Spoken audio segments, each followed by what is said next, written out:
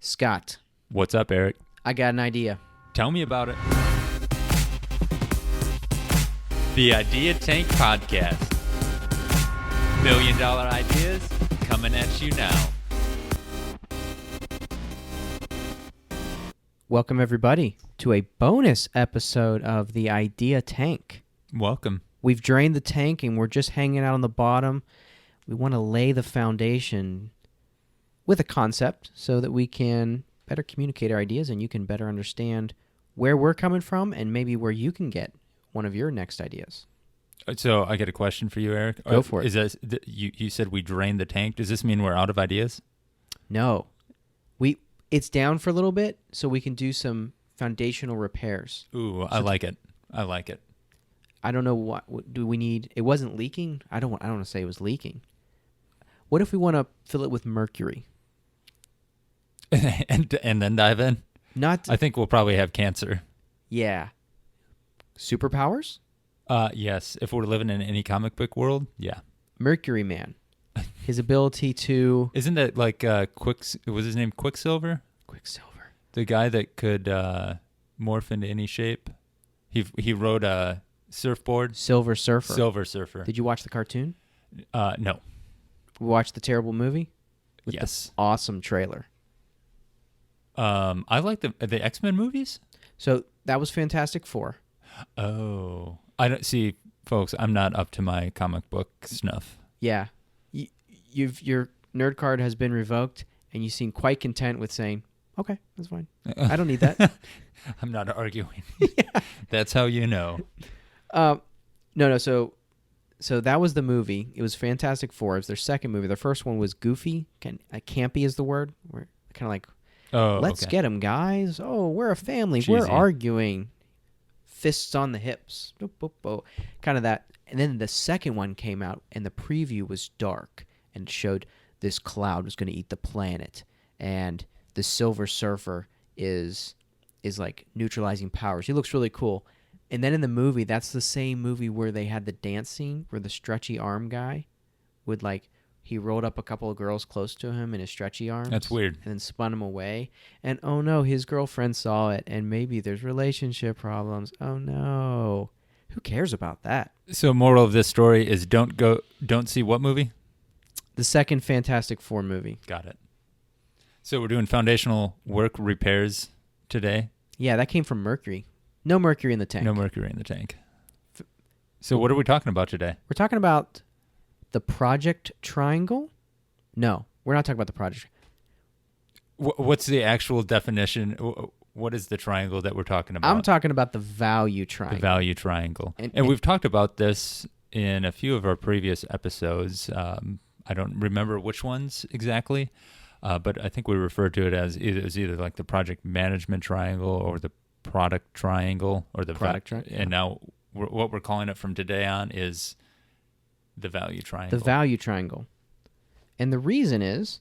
I think I brought up value pyramid at one point and you squashed it back down. I think so. This isn't, we're not the authorities on this. Absolutely not. But there's two reasons why we're bringing it up. One is to understand value. And I think Scott did an excellent job of doing that with his idea on the whole review system where you can better define your experience with the value triangle. But also, understanding the value triangle allows you to invent new ideas. Because if you can see room in one corner of the value triangle to improve, that's how you can get a new idea. Improve on an existing idea specifically. Yeah. So what is the value triangle? The value triangle is a way to explain the value you're getting out of a service or a product in 3 sections. It's a better way to say that was real good because you could be talking about the cost, the convenience, or the quality. Are you ready for some stone cold examples, Scott? Stone Cold, or is this Austin Stone Cold 316? Oh, this is Idea Tank. Idea Tank Stone Cold. The Idea Tank 116.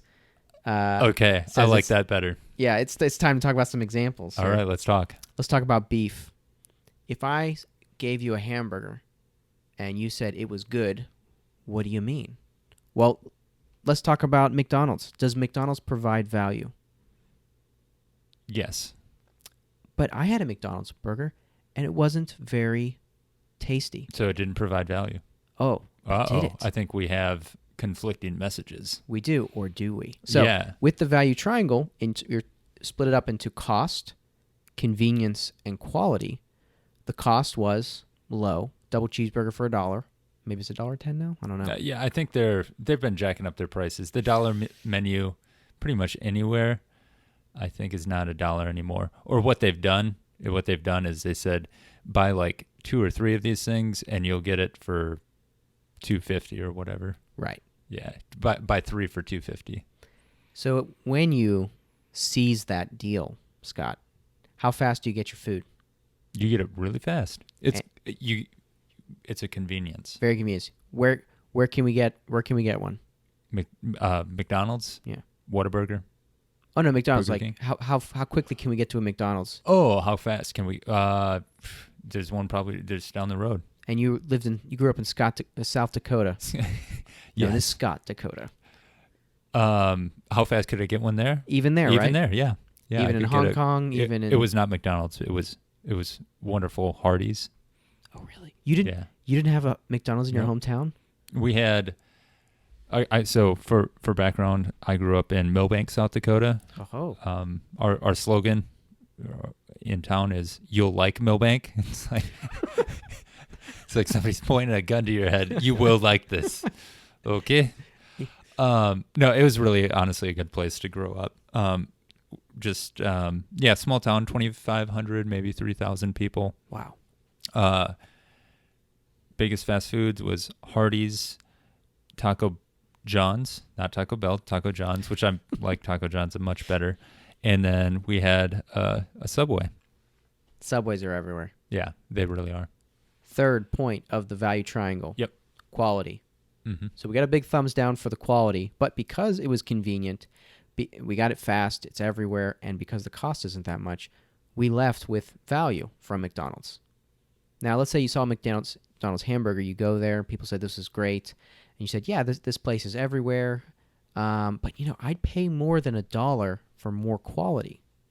That's really where the value triangle comes in, is you can adjust one for the sake of the other. Mm-hmm. The project triangle way to say it is what? Was it good, fast, cheap? Yep. Pick 2. Yep. That's another way to say it. Yeah, you pick 2 of those. You can't have all 3 things. What happens when you try to market something that is all 3?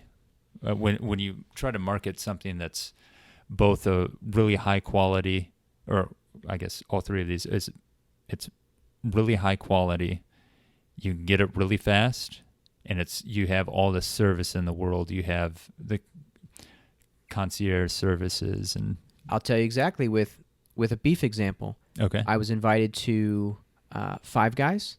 Okay. I went. In my opinion, the quality was good. The convenience, we had to drive across town, so there weren't as many McDonald's. But the cost was quite a bit more than what I'm used to be paying for an okay to good burger. So even though it was good, it wasn't as good. It wasn't 3 times as good as McDonald's. Mm-hmm. So I left saying I overpaid for Wendy's. Mm-hmm. That's how I felt, because I feel like Five Guys is doing what you're saying. They're trying to be cheap-ish, convenient, and quality all at the same time. And my expectations were wrong when I went in. Mm-hmm. I was expecting different value than I got. Yeah. So let's trying to focus in on all 3 of those aspects to a different example. Go for it. So if I say it's possible for you, and I can design a car, something that's mechanical, that's faster and better than any other cars on the market today, and I price it below the market value, hoping to make money back from selling a lot of cars, what would you, and I had a great customer service for the car, what would you think of that car? So the quality is excellent quality. Excellent quality. The convenience or service is excellent, and the cost is reasonable. Reasonable. I would be suspicious. Exactly. It's the snake oil effect. Like, what is, like, is this guy really doing all? Can he do all of this and give us this cheap a price? Hyundai Genesis. Oh, really? Yeah, the first one that came out was a luxury car.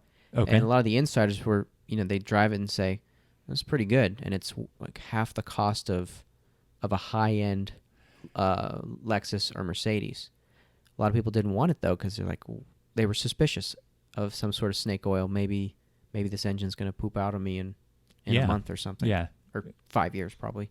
Exactly. And that's what you're getting at, right? Yeah, exactly. Yeah. Is when you're trying to provide all three of those things at the same time, people get suspicious.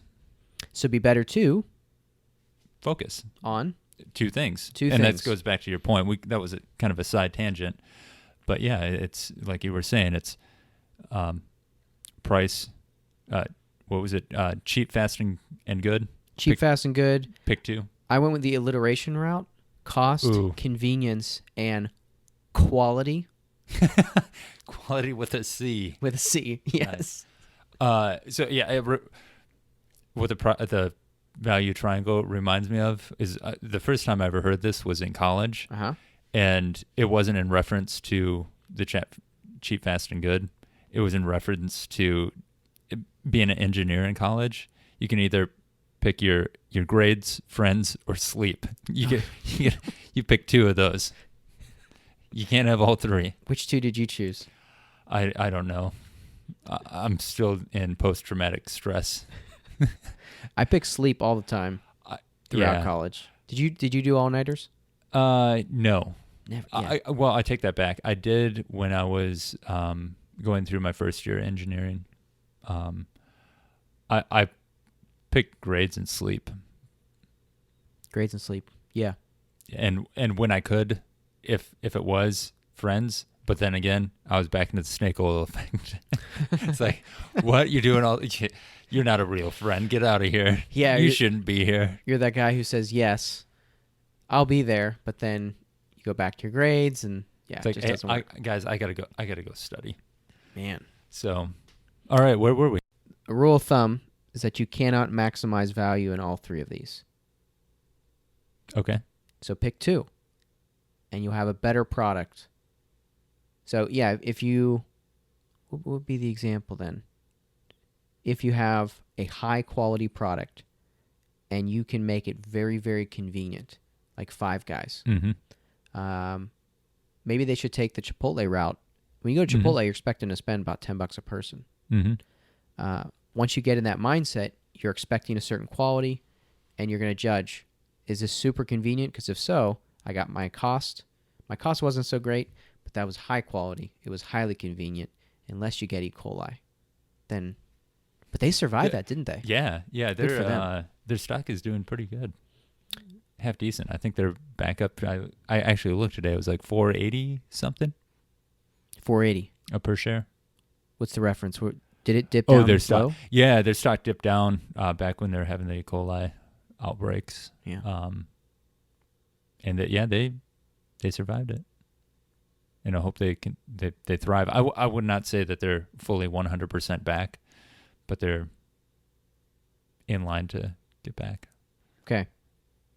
Do you have more things? Oh, yeah. Go for it. No, I think all the things you're saying are great.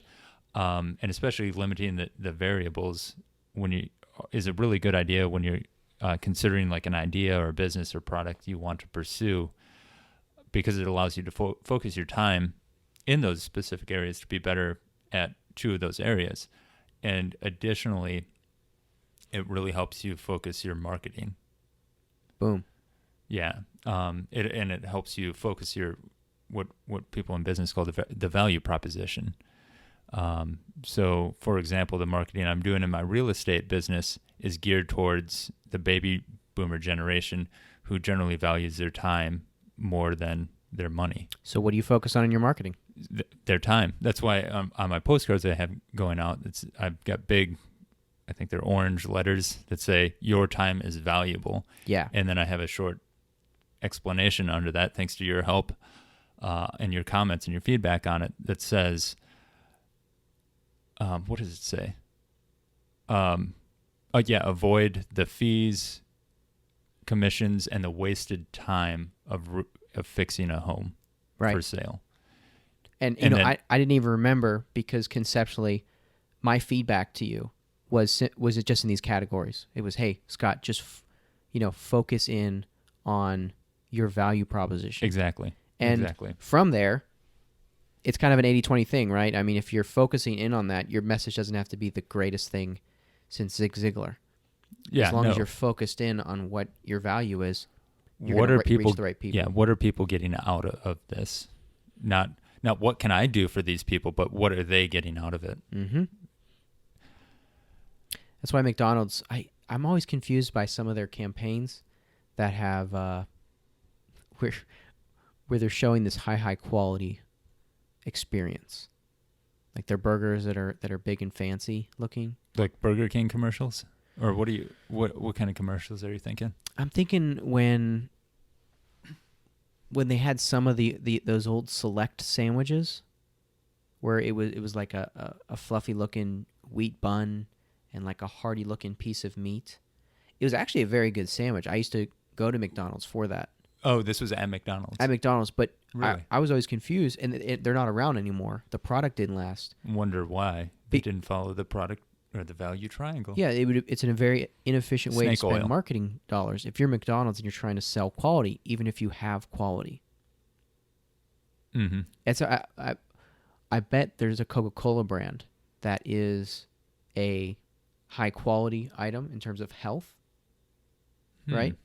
But I bet you never see it called Coca-Cola's organic fruit nature's kale juice. They would never do that because that's not their brand. That's not the value that you're used to them. Exactly. Talking and that's about. why they have big conglomerate companies that have Coca-Cola and then also have some like health food product. They spin off those types of companies. Great. What else you got? So, I want to explain kind of a little bit more what this value proposition is. The value proposition is really a promise of some value to be delivered. So in the case of the real estate business, I'm going to save you time. I'm competing that I'm in the areas of my quality and my service to the consumer in trade for, they're not going to get the highest price for their house. I'm going to trade them a little bit less, give them a little bit less for their house, but I'm competing in those areas. So that value proposition is the primary reason why someone should buy your product, visit your website, or why you should pursue your idea. And really, in a nutshell, it explains how your product solves a current customer's problem and improves their situation, and how it delivers specific benefits, and it tells the ideal customer why they should buy from you instead of the competition. So that's the value proposition. Another thought with the value triangle is that, even though you pick two areas of the triangle, you are not going to be the only person there. The triangle is saturated with all kinds of consumers, not consumers, competition providers. And even though you're picking those two areas, you still need to differentiate yourself. You still need to figure out how your service, how your idea, how your product is going to be better than the competition's. Sure. I'm thinking about McDonald's coffee, or sorry, not McDonald's coffee, Starbucks coffee. Are we going to get into McDonald's coffee with this? No, not McDonald's coffee. We're going to go, so McDonald's coffee really focuses, I think, on the fast, the service, the convenience. The convenience. Very convenience everywhere. Yep. And it's cheap. It's price. So what do you assume about the cost? What do you assume about the quality? Lower, yeah. Yeah. I can't shake that. Have you had McDonald's coffee? Yeah, I have. How is the quality? It's okay. So I have a mental image of McDonald's, which is not fair to McDonald's, but everything they do there, they either pump salt or sugar. Tell me more. Or fat into it. They just like have a machine back there that's just like putting in everything. They're dominating the quality sector of the triangle. Yeah. If that's what you're into, yes. So Starbucks coffee, they have But just on McDonald's though, which two Yeah. quadrants or which two corners of the triangle are they dominating? cost, convenience. Convenience. Yep. I have a long string of text messages to my mother during the NFL playoffs Okay. because they were pumping money into McDonald's coffee commercials and Burger King coffee commercials. And I just kept on asking her, what would it take for me to convince you to buy the coffee? She's like, I'm not buying the coffee. Like, my mom has enough money to buy quality coffee. Yes. She's not going to, like, there's nothing those commercials can do to convince her that that coffee is quality because they're known for being cheap and convenient. Yep. Cost So and convenience. What you're saying is they need to fire their marketing manager. In their defense, when they advertised their coffee with the foam, the cream on top, Okay. that was for sure plastic, and everybody knew it Really? because she would kind of shake the cup a little bit, like, I got my frappe or whatever, man. and that thing didn't move. So Uh, it was advertised properly. I think in general, the food images that we see and Mhm. it's marketed to us, it's all fake. And it should be if you're McDonald's, right? Because don't waste your time trying to reach people who are expecting Yep. A quality. Exactly. And you were talking about Starbucks. So yeah, Starbucks. What do you think they compete at? Starbucks is high in price. I expect that, but I expect high quality, and I expect high convenience. Yeah. They're Yeah. everywhere. They're good, so I'm going to pay for it. Yeah. Have you heard of a Starbucks Reserve?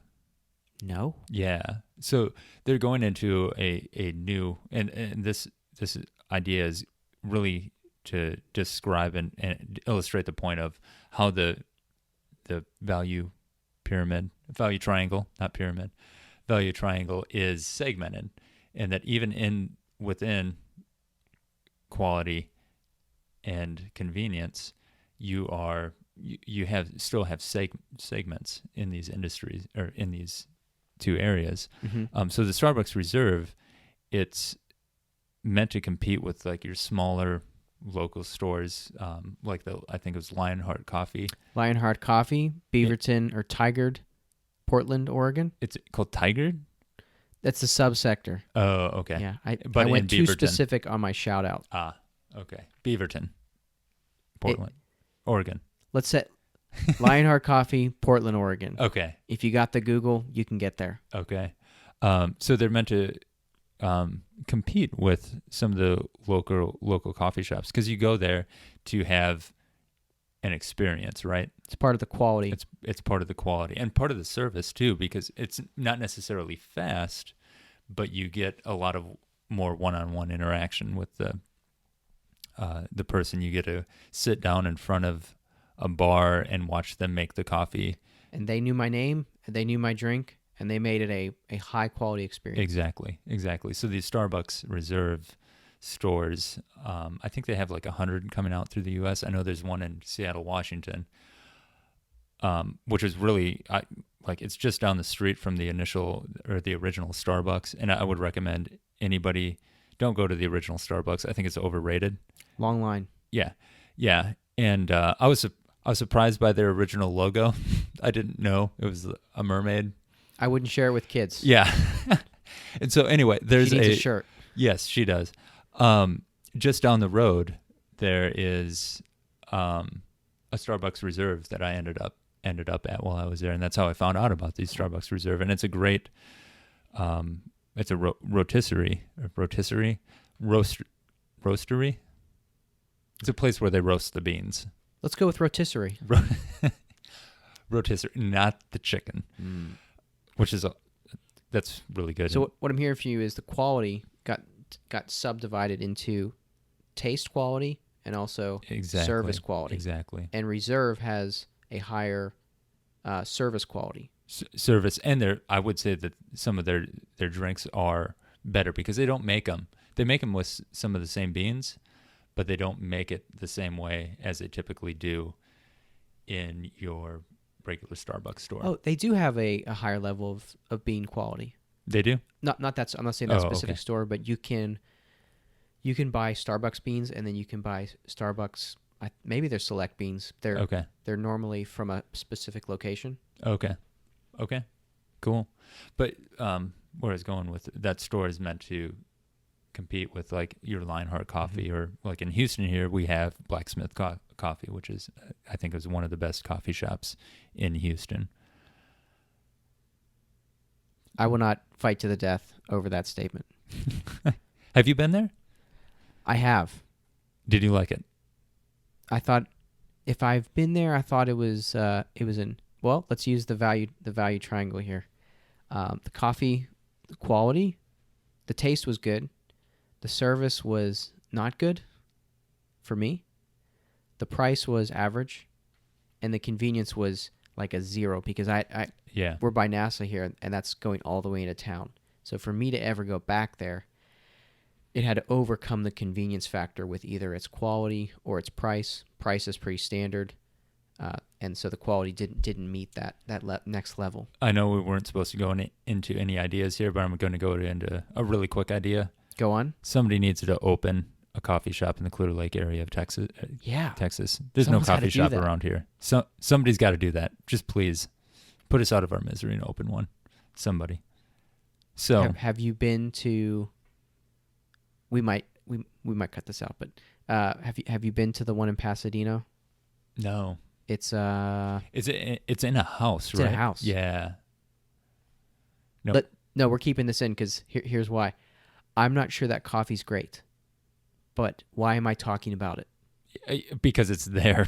It exists. It has not necessarily the coffee quality. It's more convenient. Convenience relative. So what we're talking about is if you want to not go to a Starbucks and go get it to a coffee shop, you're looking at a minimum of a 20-minute drive. Yep. And that's to this place. And then if you want a well-rated one, you're talking about a 40-minute drive. So part of me liking this place is just that I don't have to drive an extra 20 minutes. So that's convenience is there. The people do talk to me. Mm-hmm. That's part of the quality. So I don't even know if the taste of the product is even that much better. It's just the fact that there's a coffee shop. But yes. Cool. So there, yeah. Cool. So as I was thinking about what we're going to record here today, on the Idea Tank Podcast 116, tweet us, Instagram us, all of it, do it all, and send us filtered pictures. # do that. So I don't necessarily have answers to these, but wanted to just throw these out there. Are there any companies that just offer one of these, or that really focus on one of these areas? Yes. You have an example? I don't. I wanted to be first. The possibility that was the right answer, I wanted to be the one who got it. I think there is. I just don't have any good names offhand. I'm gonna say principally. I'm gonna say the theory of the triangle is that answer is no, and here's why. Okay. If you just focus on one, you can't beat your competition because I think you are allowed to focus on two at the sacrifice of another. Meaning that if you're working hard and you're providing excellent quality and excellent convenience, you're allowed to jack your price up. That's fine. People will pay for that. But if you have excellent quality and excellent convenience and you try to skimp on the price because you want excellent too, you're going to bring in less revenue and you won't be able to survive. Okay. So, but what you're asking was, let's say somebody is really, really low cost, but they're not very convenient and that's not very good. Yeah. Or something's great, but it's way too expensive and it's super inconvenient. Yep. I think that might be a good word. So focusing in on quality might work. You might have, I'm thinking about commercial space flight, people paying ridiculously prices for a really quality experience, and the service it's not fast at all. You have to wait years in line to go do this. You mean because it's never going to happen? No. So Well, so one of the guys I that works in my lab,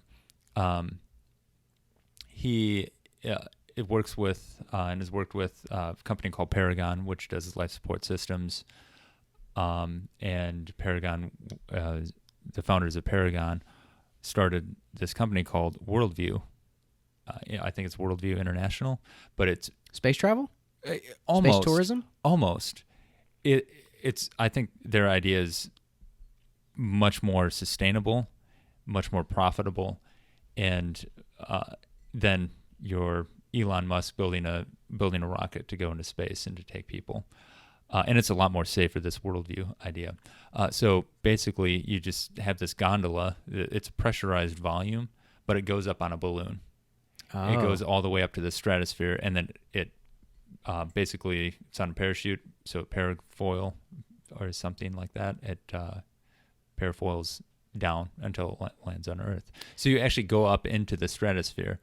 And I was talking with this guy today, and I think he said the next 5 years are booked for this concept, for the flights that they have manifested. So my eyes right now are real big. Like, I'm excited. I'm sensing high value. I've never had an interest in space flight. Yeah. Never. Okay. But this interests me. So why does it interest you? It sounds high quality. I Yep. do want that view of the world. That sounds cool. Convenience. I'm going to say convenience for me is, will I make it back? It sounds very convenient in that will come back. I'm trying to think of a C that alliterates on this, and I can't. Because it sounds like with a rocket, that thing could explode. Yeah. That's probably the biggest danger, is it exploding on the way up or coming back in, Mm-hmm. it not being correct on its way back in. But it sounds like this thing's always ready to come back down. Yeah. Yeah. So- As I imagine, as long as you get to a certain altitude, you can paraglide home safely. And because I'm not hearing a lot of rocket fuel and all that madness, I'm thinking maybe it'll be cheaper than the other ones. Yeah, their price tag for this is about $75,000, which Okay. is still. And what are the other ones? Good question. But definitely in the hundreds, not one or two, but upwards, maybe half a million. And it sounds like it would come at the expense of the quality of the G-forces. You're not going to experience the rocket push. And you're not going to experience true weightlessness either on this. Oh, okay. That's another thing. I'm probably But okay with that. you get the view. I'm going to assume that weightlessness feels like you're nauseous. It does. So, It does. And then you kind of just get used to it. So, tying this back to the value triangle, maybe they don't compete on just one area. So maybe I think what you said about, in theory, most things are by default or by comparison too are competing in two. You can place them into two categories. Ready to go on to the next question I have? yeah, I'm excited there's more. So, and this actually might tie into an idea, but is there a project triangle for social media? And I was kind of thinking along the lines of like 3 areas for social media. Like there's content, there's speed that you get it, and then the reach of it. Like I can say something really, really fast. It's off the top of my head. Yeah. But it's probably not going to mean that much. Okay. So NPR's podcast strategy is a produced content. They take hours and hours of audio, mix in music, only take the bits and pieces. They make sure that the story is told. Yes. And it's short. Yes. Normally it's like 30 minutes, 20 to 40. Yeah. Versus like Tim Ferriss. He'll normally do a long interview. But you have to extract the story yourself. He's not going to pare it down for you. He's just going to give you the whole thing. Yep. So what are you thinking are the 3? Oh, content, speech, and reach. I don't know if those are the right things. I know content doesn't rhyme with those 2. Come on, Scott. I know. I'm sure that you could apply this principle to other things. I'll tell you what, we need people to tweet us and Instagram us. So here's your assignment, listeners. Tankies, fellow swimmers. Tankies. we need a name, maybe. Tweet us. If you got a cool name for listeners, tweet us. Let us know. If you can take this triangle concept and shift it to something like social media with 3 other categories, let us know. If you think there's a company out there violating this principle, the law that we just laid down, that they're really good at one thing and they're terrible at the other 2, but they're still surviving, let us know. I like it. All right. Somebody's got to do it. Someone's got to do it? Our catchphrase didn't fit in this. No, it didn't. Scott, what are we going to do? Change the world. How are we going to do it? Amazon.com. How are we going to support the Idea Tank? Through Amazon.com. Yeah. And the link. And the link. Click the link. Okay. Well, that's our show for today. It is. Thank you guys for listening. And again, if you have something to add to the value triangle, let us know. If you know, just like Eric said, if you know somebody if you know someone that's violating the value triangle, let us know. Tweet us or Instagram us at Idea Tank Podcast. Thanks, guys.